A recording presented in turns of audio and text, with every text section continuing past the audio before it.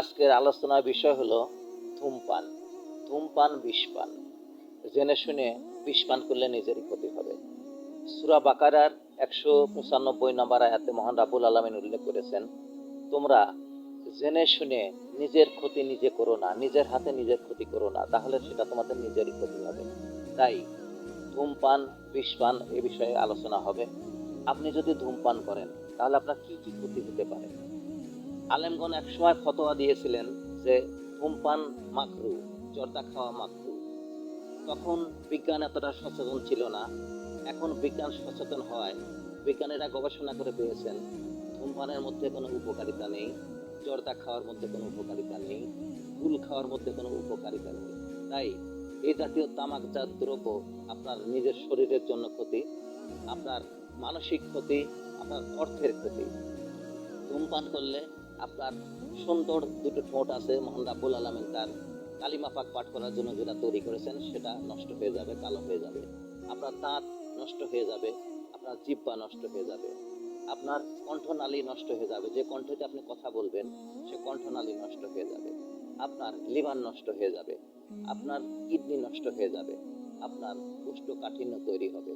তখন আপনার সমস্ত ধরনের অসুখ বিসুখ আপনাকে আক্রমণ করবে। তাই হাদিসের আলোকে আসছে, যেটা স্বাস্থ্যের ক্ষতি করে, যেটা মানসিক ক্ষতি করে, যেটা অর্থের ক্ষতি করে, যেটা নেশা তৈরি করে, যেটা বিকট গন্ধ, এই গন্ধ জাতীয় জিনিসগুলোই হারাম। আপনি ধূমপান করেন, আপনি বুঝতে পারেন না আপনার ধূমপানে কতটুকু বিকট গন্ধ। আপনি ধূমপান করে নামাজ আদায় করতে গেলে আপনার পাশে যে ব্যক্তি নামাজে দাঁড়াবে তার নামাজ হবে না, তার নামাজে ব্যাঘাত ঘটবে। তখন ওই ব্যক্তির নামাজের দায়ভার সম্পূর্ণ আপনাকে নিতে হবে। আপনি জর্দা পান করেন, আপনার জর্দার যে বিকট একটি গন্ধ আছে সে গন্ধটি আপনি উপলব্ধি করতে পারবেন না, যেহেতু আপনি নিজে ওটা খান।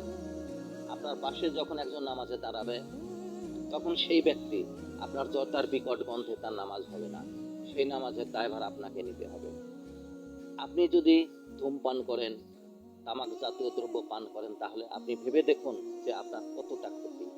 এই ক্ষতি শুধু আপনার নিজের জন্য নয়, আপনার পাশে যে ব্যক্তি দাঁড়িয়ে থাকবে, পাশে যে ব্যক্তি বসে থাকবে, আপনি ধূমপান করলে আপনার যতটুকু ক্ষতি হবে ওই অধূমপায়ী ব্যক্তির তার চেয়ে বেশি ক্ষতি হবে।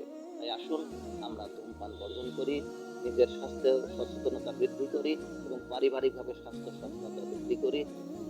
আসুন আমরা সর্বাত্মক চেষ্টা করি যেন আমাদের নিজের পরিবার, নিজের সামাজিক অবস্থা, নিজের দেশের অবস্থা ভালো থাকে ইনশাআল্লাহ।